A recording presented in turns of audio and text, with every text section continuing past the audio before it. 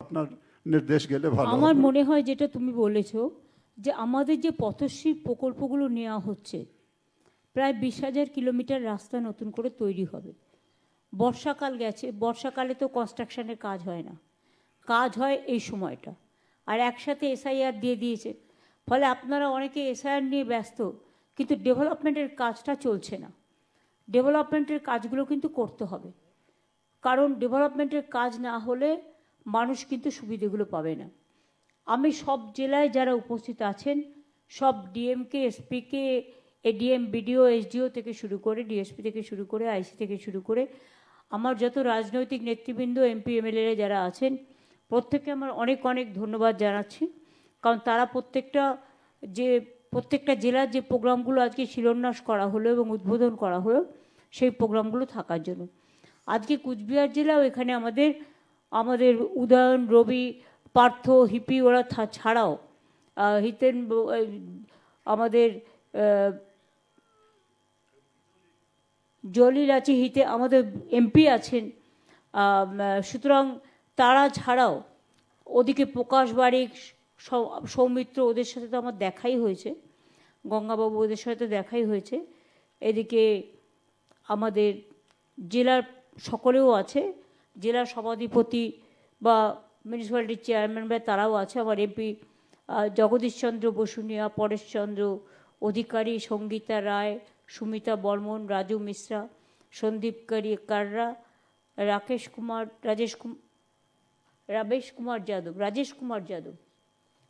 Kumar Yadav, doctor সন্তোষ নির্মল কর থেকে শুরু করে আমাদের বিমলা বা এসপির সাথে তো আমার দেখা হয়েছে এক্ষুনি হাসিপাড়ায়। তাছাড়া অন্যান্য জেলারও প্রত্যেকটা ডিএমএস সকলেই আছেন। আপনারা সকলে ভালো করে কাজগুলো করুন। কুচবিহার জেলায় প্রায় আমার উদ্বোধন এবং শিলান্যাস মিলিয়ে কুচবিহার জেলায় 163টি প্রকল্প, 540 কোটি 73 লক্ষ টাকা দেওয়া হয়েছে।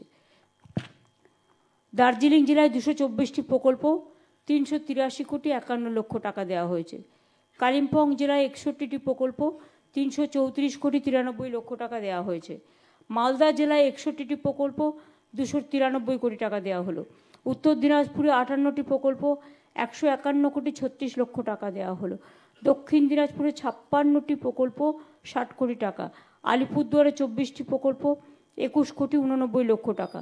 মোট 689টি প্রকল্পে 1863 কোটি 57 লক্ষ টাকা এই শিলান্যাস এবং উদ্বোধনের মধ্যে দিয়ে আজকে এখানে করা হলো। আমি ডিটেলসটা বলছি না এই কারণে যে এর মধ্যে গুরুত্বপূর্ণ রাস্তা আছে, জল আছে, ইভেন কুচবিহারে অনেক সুস্বাস্থ্য কেন্দ্র আছে। এর আগেও অনেক কাজ করেছি, নতুন করে অ্যাডমিনিস্ট্রেটিভ মিটিংয়ে বলার প্রয়োজন নেই, আপনারা সকলেই জানেন। আমি বলবো যে কুচবিহার জেলা বর্ডার জেলা, আইন শৃঙ্খলা ভালো করে দেখে রাখতে হবে। কোনো মাতব্বরি বা কোনো অযথা হস্তক্ষেপ বর্ডার এরিয়াতে মানা যাবে না। এলাকা যাতে শান্তি থাকে, শান্তি শৃঙ্খলা সম্প্রীতি সব বজায় রাখতে হবে। আমার পাড়া আমার সমাধান, তার মধ্যে আমরা 8,000 কোটি টাকা খরচা করছি। এর মধ্যে প্রায় 4,000-এর বেশি টেন্ডার হয়ে গেছে। এই কাজগুলোকে ইমিডিয়েট শুরু করে শেষ করতে হবে, এটা যেন দেরি না হয়। এখানে যেমন গ্রামসভা, পঞ্চায়েত সমিতি, জেলা পরিষদ, মিউনিসিপ্যালিটিও আছে, সাথে জেলা অ্যাডমিনিস্ট্রেশন আছে। আমার কথা হচ্ছে সাইকেল, সবুজ সাথী, এটা যেন ক্লাস 9-এর ছেলে মেয়েরা ঠিকমতো পেয়ে যায়। তরুণের স্বপ্ন, যেটা 11 ক্লাসে আমরা এখন ট্যাব দিই, স্মার্টফোন দিই, সেটা যেন সবাই ঠিকমতো পেয়ে যায় টাইমে, যাতে দেরি না হয়। পথশ্রী আমরা যে 20,000 রাস্তা কিলোমিটার করছি এবং আমরা আরবানেও 11,000 কিলোমিটার করছি, এগুলো পঞ্চায়েত ডিপার্টমেন্টে উল্কানাথন হচ্ছে নোডাল এজেন্সি। এই কাজগুলো কোনো রকম বাধা না দিয়ে কাজগুলো যাতে তাড়াতাড়ি হয় সেটা লক্ষ্য রাখতে হবে। পিএইচির কাজ অনেক জায়গায় চলছে, অনেকটাই জলের, আগে 2 লক্ষ মাত্র বাংলায় গ্রামীণ জলের কানেকশন ছিল, এখন সেটা 99 লক্ষ হয়ে গেছে। আগামী দিন আমাদের টার্গেট আছে 1,57,00,000 সামথিং। সেই টার্গেটটাও আমরা আস্তে আস্তে করব, কারণ সেন্ট্রাল গভর্নমেন্ট ফান্ড বন্ধ করে দিয়েছে। আমি এখানে রাজবংশীর বংশীবদন আছে, আমাদের হরিহর আছে, আমাদের কামতাপুরী রাজবংশী, ওদিকে নৌশাক শেড কমিটি, তাছাড়াও আমিনল, তাছাড়াও আরও অনেকে উপস্থিত আছে অন্যান্য কমিটিরও। তাদের সকলকে আমার অনেক অভিনন্দন জানাচ্ছি। অন্যান্যরাও যারা আছেন, কালকে তো আমাদের মিটিং আছে, ডিটেলসটা আমি ওখানে বলবো, এখানে তাই ডিটেলসে আমি যাচ্ছি না। আমি জানি বিডিওদের উপর প্রেশার পড়ছে, এসডিওদের উপর প্রেশার পড়ছে, এবং বিশেষ করে বিএলওদের ওপরেও প্রেশার পড়ছে, বিএলএদের ওপরেও প্রেশার পড়ছে। আপনারা দেখবেন সকলেই ওই কাজটাও করতে হবে, গভর্নমেন্টের ডেভেলপমেন্টের কাজও করতে হবে। এটা ইচ্ছা করেই করা হয়েছে, এমন একটা সময় চুজ করা হয়েছে যাতে ডেভেলপমেন্টটা স্টপ হয়ে যায়। কিন্তু ডেভেলপমেন্টের কাজটা হচ্ছে কন্টিনিউয়াস প্রসেস। কোনো কাজেই যেন গাফিলতি না হয়, এটা আমাদের সকলকে নজর দিয়ে দেখতে হবে। আর বিএলওদের সবাই সাহায্য করবেন, বিএলএদেরও এবং ডিএমদেরও বলবো, ভুলভাল অনেক সময় সার্ভার কাজ করে না, ভোট ঠিকমতো উঠছে না, একের জায়গায় আরেকজনের নাম উঠে যাচ্ছে, এরকমও অনেক কেস আছে। ধরুন বিয়ে হয়েছে একটা মেয়ে, সে শ্বশুরবাড়ি চলে গেছে, তার নামটার জন্য তোলার জন্য ফর্ম দেওয়া হচ্ছে না, যতদূর আমি জানি। তারপরে এটা ঠিক, যাদের নাম বাদ দিচ্ছে, ধরুন বিহার বা ইউপি, যারা ভোট দেয়নি বিহারে গিয়ে, বিহারের ইলেকশনে, তাদের তো এখানে ভোট দেওয়ার অধিকার আছে, তাদের নাম কেন বাদ যাবে? সে আমাকেই দিক বা অন্যকেই দিক, সেটা তার নিজস্ব ব্যাপার। যারা ভোট দিয়েছে ওখানে, তার নাম নিশ্চয়ই বাদ যাওয়া উচিত, কারণ একজন একটা জায়গাতেই ভোট দিতে পারে। কিন্তু যারা দিতে যায়নি, যারা এখানকার ভোটার, যারা পরিযায়ী শ্রমিক, তারা অনেকে বাইরে কাজ করেন, তাদের পরিবারগুলোর কাছ থেকে ডিটেলস নিয়ে তাদের ফর্ম ফিল আপ করুন। তাদের আর একটা কথা হচ্ছে, হিয়ারিং শুরু হলো, হিয়ারিংয়ে যদি কাউকে ডাকে যাবেন এবং যে কাগজপত্র চাইবে নিয়ে যাবেন। আমি আমাদের সরকারের পক্ষ থেকেও একটা মে আই হেল্প ইউ নামে একটা করে বুথ করছি। কবে থেকে বুথটা হবে মনে হচ্ছে? 12 তারিখ থেকে বুথটা হবে, অনেক জায়গায় শুরুও হয়ে গেছে। ফলে যদি আপনাদের কারো কোনো কাগজের অসুবিধে থাকে, সেই কাগজটা নিয়ে যাবেন দয়া করে। আর একটা কথা মনে রাখবেন, আমরা মানুষে মানুষে বৈষম্য করি না, ভেদাভেদ করি না। এই রাজ্যে সবার সমান অধিকার। আমি জানি অনেক রাজবংশী লোকেদের নোটিশ পাঠানো হয়েছিল আসাম থেকে, এবং আমরা সেটা নিয়ে তীব্র প্রতিবাদও করেছি। ডিটেনশন ক্যাম্পে ওখানে প্রায় 12 লক্ষ হিন্দুর নাম বাদ গিয়েছিল এবং প্রায় 7 লক্ষ মুসলিমদের নাম বাদ গিয়েছিল। এখানেও নিজেরাই কাউকে কাউকে নিয়ে আসছে, যারা ওপার বাংলার ভোটার, এখন যারা এসছে, এখন 24-এ। একদিকে বলছে এখানে নাকি সব বাংলাদেশের ভোটার, কোথা থেকে পেলো ভগবান জানে। বাংলাদেশ, ইন্ডিয়া, পাকিস্তান দেশ স্বাধীনতার সময় থেকেই 3টে রাষ্ট্র, একটাই ভারতবর্ষে ছিল। এটা হচ্ছে ইতিহাস। দেশ স্বাধীন হওয়ার পর যার ইচ্ছে বাংলাদেশ থেকে বাংলায় এসছে, ইন্ডিয়াতে এসছে, যার ইচ্ছে পাকিস্তানে গেছে, কেউ বা গেছে ইন্ডিয়াতে। ইন্ডিয়া, পাকিস্তান, বাংলাদেশ 3টে রাষ্ট্র হয়ে গেছে। আর 1971 সালে যখন বাংলাদেশের মুক্তিযুদ্ধ হয়, তখন ইন্দিরা মুজিবুর রহমানের একটা চুক্তি হয়েছিল। তাতে বলা হয়েছিল 1971 মার্চ পর্যন্ত যারা এখানে এসছেন তারা প্রত্যেকে বৈধ নাগরিক। শরণার্থীরা কত কষ্ট করে ওপার বাংলা থেকে এসছে, দিনের পর দিন অনেক ত্যাগ, অনেক কষ্ট সহ্য করে। সুতরাং তাদের আমি ভেবে পাই না, বাংলায় কথা বলেই সে নাকি বাংলাদেশি। আরে বাংলাদেশ তো একটা আলাদা রাষ্ট্র, আর বাংলা তো একটা রাজ্য। ভাষাটা দুজনের এক হতে পারে। তো পাকিস্তানের যে উর্দু ভাষা, সে উর্দু ভাষায় তো আপনার ইউপির লোকেরাও কথা বলে, সে তো বিহারের লোকেরাও কথা বলে, আমাদেরও অনেকে আছে কথা বলে উর্দুভাষী যারা আছেন, যারা পাকিস্তান আর পাঞ্জাব বর্ডার আছে, তারা পাঞ্জাবি, পাকিস্তানে একটা পাঞ্জাব আছে, আবার ইন্ডিয়াতে একটা পাঞ্জাব আছে। এগুলো হচ্ছে ইতিহাস। এটাকে বিকৃত করে সবাইকে একটা বাংলাদেশি তকমা লাগিয়ে দিয়ে আর কাউকে কাউকে পুশ করা হচ্ছে। লোকাল পুলিশরা কি করছেন? আপনাদের হাতের নাগাল থেকে কি করে বেরিয়ে যাচ্ছে। এই যে আমরা যে গর্ভবতী মাকে নিয়ে এলাম, তার পরিবারের 4 জন এখনো ওখানে আছে।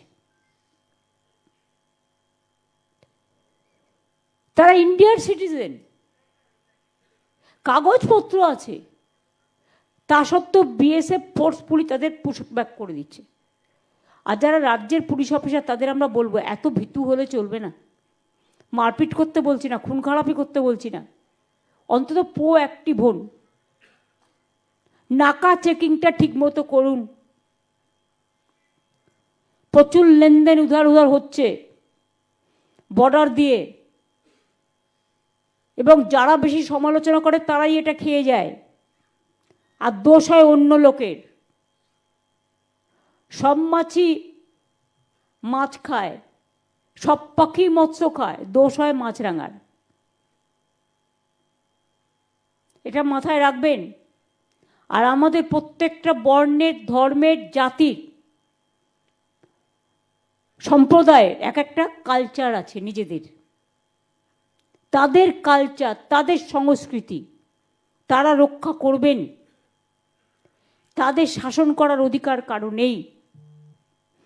আর আমি রাজবংশী কামতাপুরী যারা ভাই বোনেরা আছেন, বা নৌশাকসের যারা আছেন, যারা সংখ্যালঘু, তপশিলীয়, আদিবাসীও, নমশূদ্ররাও, যাদের ওপর অত্যাচারটা বেশি হচ্ছে, তাদের বলবো চিন্তা করবেন না। বাংলায় ডিটেনশন ক্যাম্প আমি থাকতে আমি কোনো দিনই করতে দেবো না।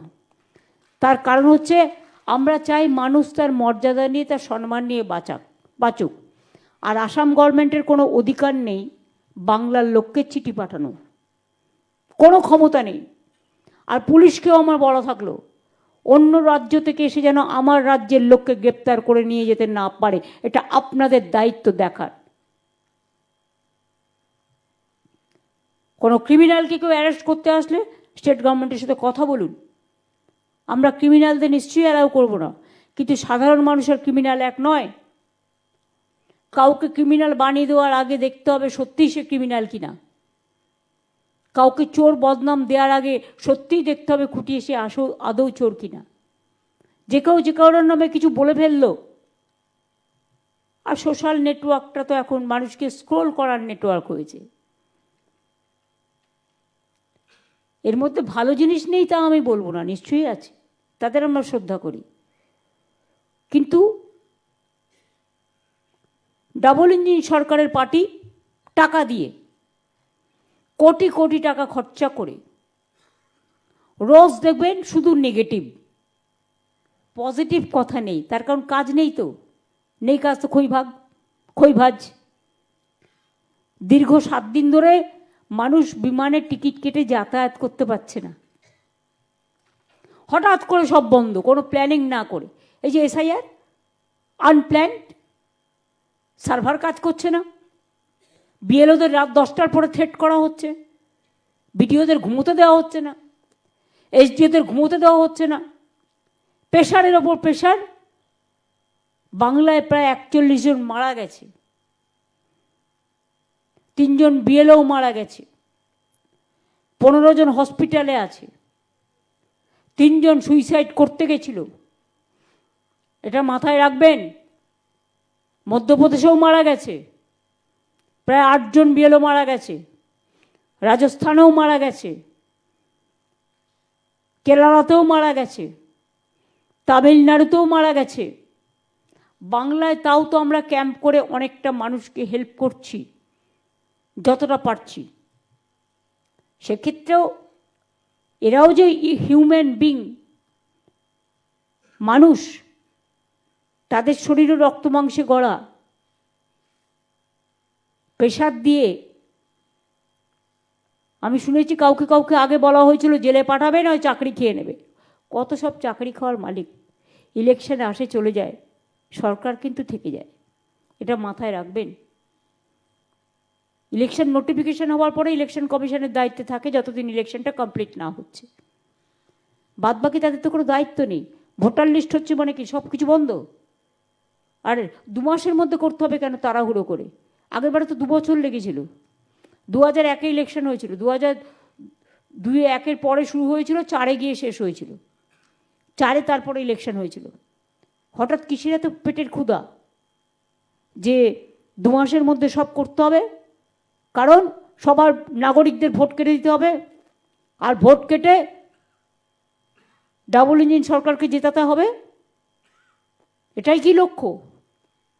আমি ভেবে পাই না। একটা কমিশন যদি একপক্ষ হয়ে যায় তাহলে মানুষ বিচার পাবে কোথায়? গণতন্ত্র যদি একপক্ষ হয়ে যায় সেটাকে গণতন্ত্র বলে না, স্বৈরতন্ত্র বলে। এজেন্সি যদি একতরফা হয়ে যায় তাহলে সেটাকে এজেন্সি বলে না, সেটাকে কি বলে আপনারা জানেন?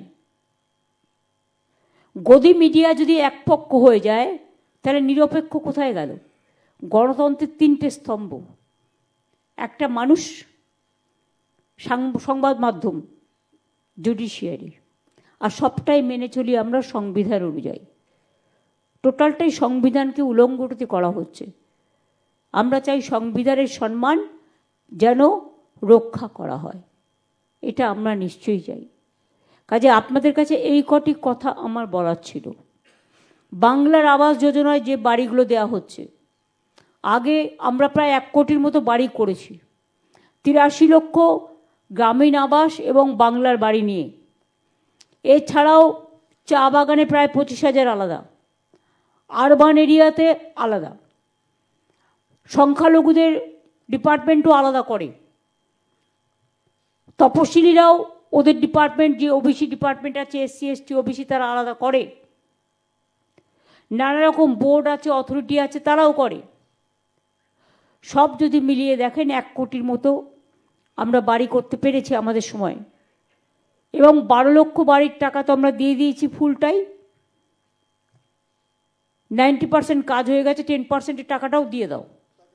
হ্যাঁ, টাকা দিয়ে দাও, কাজ করে নিক।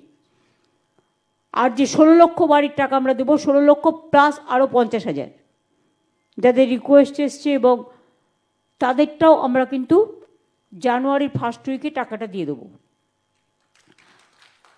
কিছুটা দিয়ে দেবো, আবার কিছুটা আমরা জুন মাসে দিয়ে দেবো, বাদ বাকিটা।